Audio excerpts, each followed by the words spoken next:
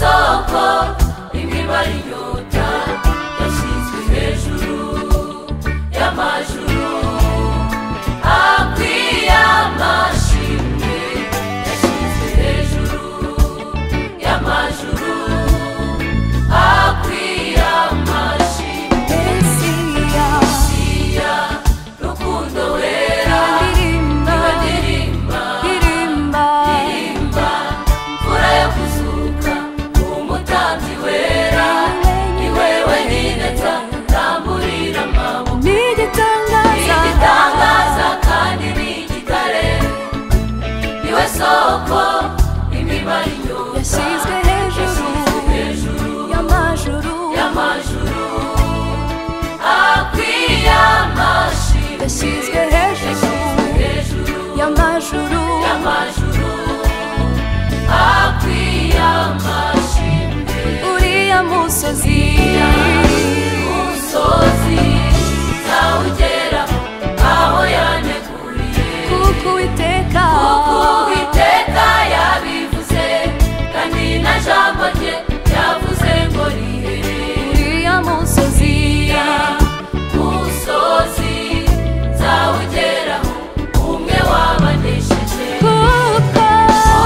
Uwiteka yabivuze kandi na jambo rye yavuze ngo rihere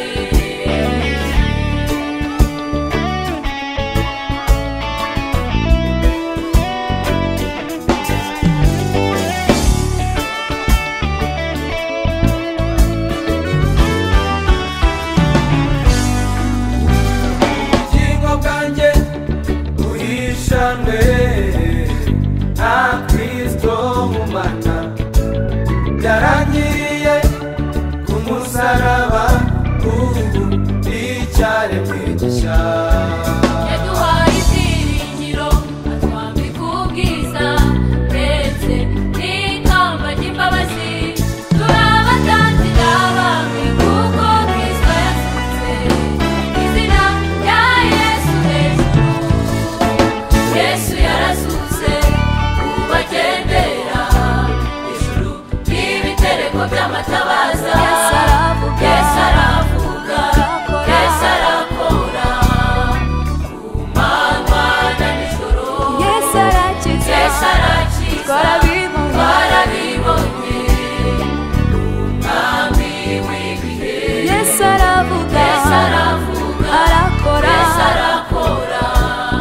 ku manywa na nijoro Yesu arakiza twarabibonye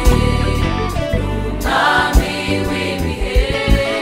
twanyuze mu migezi ntiyadutemba natwaciye mu muriro ntitwasha iye Mana warahabaye Mana ni wowe wabikoze